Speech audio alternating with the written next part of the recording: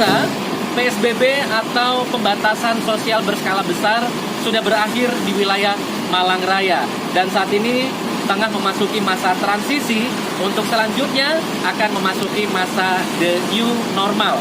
Nah, di masa the new normal ini diharapkan menjadi awal dari kebangkitan bisnis pariwisata yang ada di kota wisata Batu khususnya atau di wilayah Malang Raya pada umumnya.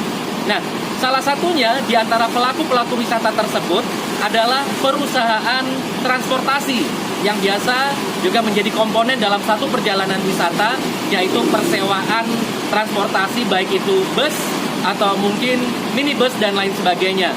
Nah, ini kami sedang mendatangi salah satu perusahaan persewaan transportasi wisata, salah satunya yang ada di wilayah Malang, yaitu di Kosayu.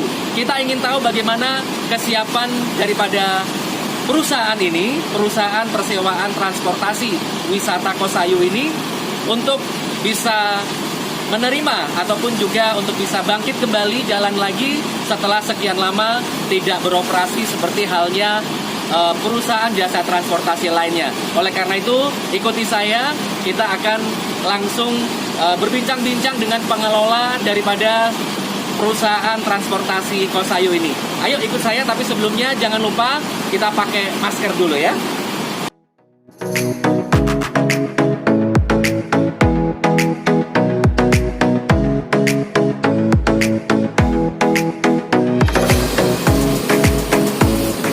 Selamat siang Bapak. Ya. Selamat siang, bagaimana? Ya. Dengan Bapak siapa? Saya Bastian. Dengan Pak Bastian. Baik, Bapak sebagai pengelola dari usaha transportasi wisata ini Kosayu ini Pak ya? Ya, jadi kita sudah bersama Bapak Bastian, pengelola dari Kosayu. Ini merupakan salah satu perusahaan persewaan transportasi wisata. Dan Pak Bastian, kami dari Batu.net, ini ingin ngobrol-ngobrol sedikit, boleh Bapak? Boleh. Ya, Pak Bastian, mungkin boleh diceritakan sedikit kalau kilas balik mulai dari merebaknya pandemi Corona 19 khususnya di wilayah Malang Raya dan Indonesia. Ini seberapa pengaruhnya terhadap perusahaan transportasi yang Bapak kelola ini? Memang kalau untuk perusahaan transportasi secara omset kita boleh dibilang langsung terjun 98%. Terjun 98%. Ya. Artinya nyaris nol, bahkan boleh dibilang nol. Benar-benar nol. Omset kami nol, benar-benar nol. Sama sekali tidak ada penyewa sama sekali. Dan selama pandemik tersebut ini apa yang bisa dilakukan? Apakah memang sama sekali tidak ada yang bisa dijalankan, Bapak? Jadi setidaknya kami selama masa pandemi ini kami melakukan setidaknya mengikuti dari anjuran pemerintah mengenai kebersihan. Jadi mulai dari standar pelayanan dari kru kami, di mana nanti kru kami akan dibekali surat kesehatan, termasuk tes kesehatan juga. Kemudian terutama untuk pemakai jasa kami itu akan kami sediakan standar kesehatan standar seperti kebersihan tangan itu mulai dari cuci tangan, nanti akan kita siapkan semua, sudah kita siapkan semua cuci tangan. Kemudian untuk barang-barang penumpang itu nantinya harus kita yang untuk di bagasi nanti Pak ya? Betul, di bagasi nanti itu akan diberi desinfektan. Kemudian sebelum tamu masuk di awal mulai perjalanan setidaknya kita berikan cek suhu, kemudian hand sanitizer itu kita juga sudah siap di dalam. Baik, nanti kita akan coba lihat-lihat di dalam Bapak, boleh ya? Boleh. Iya. Nah, ini kabarnya Bapak, ini kan PSBB sudah selesai di Malang, kemudian sudah mulai memasuki masa transisi dan diharapkan nanti akan ada new normal gitu ya. Nah, otomatis ini kegiatan pariwisata walaupun mungkin sudah bisa berjalan sedikit-sedikit, ini bagaimana tanggapan Bapak? Harapan kami memang adalah kita mulai bisa bergerak dengan standar new normal. Jadi kami mengikuti standarnya new normal, di mana jarak benar-benar akan kita perhatikan. Jadi tidak hanya kursi, jarak kursi nantinya akan kita lebarkan dari standar yang sudah standar itu akan kita kurangi nanti. Dikurangi jumlah kursinya, diturunkan Jumlah lagi. kursi. Jadi dari jarak baris kursi kita kurangi turunkan lagi. Sementara di baris kursinya itu sendiri, yang mana satu baris itu ada 4 kursi, itu nanti hanya berisi separuh. Oke. Berisi separuh, hanya bisa terisi 50% Iya. dari isi. Baik. Untuk itu kita ingin tahu lebih jelas, tentunya akan lebih bisa disaksikan secara langsung. Boleh naik bisnya, Pak? Boleh.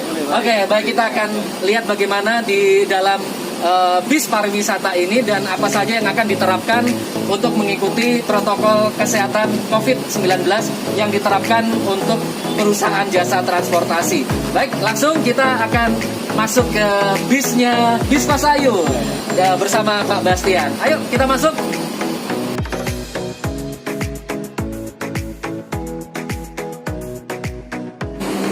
Nah, kita sekarang diajak Pak Bastian untuk lihat-lihat interior atau di dalamnya bis Kosayu ini. Ya. Baik, nah Pak Bastian, ini ada tempatnya kru ya, supir dan juga untuk kernet. Ya, betul. Nah, ini seperti apa prosedur kesehatan yang diterapkan untuk supir dan kernet ini, Pak? Ya. Jadi nanti untuk supir kami itu harus mempunyai surat kesehatan. Jadi baik supir, baik kernet itu nantinya harus memegang surat kesehatan, 2 surat kesehatan. Dua surat kesehatan. Satu surat kesehatan dari puskesmas, yang satu kita upayakan harus punya surat kesehatan tes swab. Ya. Tes swab juga. Ya. Jadi setiap kru yang bertugas itu harus punya. Jadi itu masa berlakunya itu juga harus ada. Iya. Ya, jadi setiap kru kita bekali harus seperti itu. Untuk salah satu syarat bisa jalan. Jadi memastikan kru yang diberangkatkan untuk melayani penumpang ini semuanya dalam keadaan sehat, Pak ya. Ya, betul. Oke, baik. Jadi ini kelihatannya juga sudah dibersih-bersihkan ini, Pak ya. Iya. Ya, ini tempatnya untuk supir, kemudian di tengah ini adalah tour leader Ya. dan juga untuk kernet. Oke, kita mau lanjut lagi, Pak ya, boleh? Boleh. Nah, ini Kru kami masih Ya. sedang lagi bersih-bersihkan dalamnya bis. Iya. Nah, kami juga nanti seperti aksesoris standarnya kami di bis seperti selimut, bantal, bahkan korden itu nanti akan kita lepas semua. Jadi nantinya bis kami nanti kita minimal sekali aksesoris. Jadi, tujuannya apa ini, Pak? jadi meminimalkan akan sentuhan itu, Pak. Sentuhan. Ya, sentuhan. Iya. Jadi supaya tidak banyak aksesoris yang ada, jadi seperti selimut, bantal, kita pastikan nantinya tidak akan lagi terpasang, tidak ada fasilitas seperti itu di tempat kami. Dan untuk ini, Pak, kan aturannya adalah isi dari bus ini maksimum 50%. Betul, ya. Nah, pengaturan di dalam bus nanti seperti apa, Pak? Mungkin bisa ditunjukkan tempat duduknya di mana saja yang boleh duduk ini, Pak. Nah, jadi contohnya seperti ini satu baris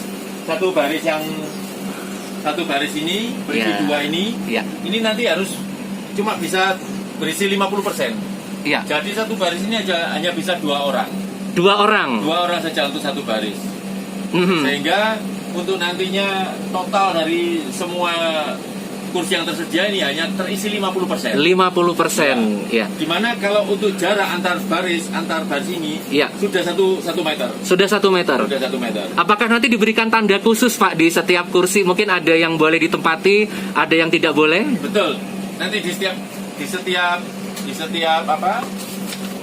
kursi itu nanti akan kita tempel. Jadi kita tempel seperti Oh, tanda silang begitu, Pak ya? Nanti tanda silang ini pun nanti akan saling silang. Jadi manakala yang ini ada di sebelah kanan, maka yang di atas sebelah kiri. Lebih jauh lebih baik, Bapak ya? Maka kita upayakan sejauh antar tempat duduk itu sejauh mungkin. Oke. Demikian Baik. juga nanti untuk aturan untuk barang-barang penumpang Ya. itu nanti tidak boleh. Jadi manakala kursi kosong ini tidak boleh untuk diisi barang penumpang. Mhm. Jadi sedikit sekali barang yang harus dibawa ke atas. Semua barang harus ada di bagasi. Ya. Ya, dimana nanti pada waktu di bagasi itu sebelum masuk sudah kami semprot dengan disinfektan. Baik. Ya, begitu. Ya, baik. Dan terakhir Pak Bastian, Ya. kira-kira harapan apa Bapak sebagai pengelola usaha transportasi wisata, jasa transportasi wisata ini untuk bisa aktif lagi ya, untuk bisa bangkit lagi dunia pariwisata di Malang Raya ini? Saya yang pasti kami harapkan pandemi ini juga segera berakhir, sudah ditemukan solusinya untuk vaksin segala macam. Kemudian yang pasti dari kami hanya bisa menyiapkan protokoler sesuai yang dianjurkan oleh pemerintah. Itu saja. Jadi mulai dari kebersihan baik dari kru yang bertugas, kebersihan kendaraan, semua itu kita siapkan sehingga semuanya nanti bisa normal kembali. Masyarakat semua pulih, perekonomian juga berjalan. Demikian.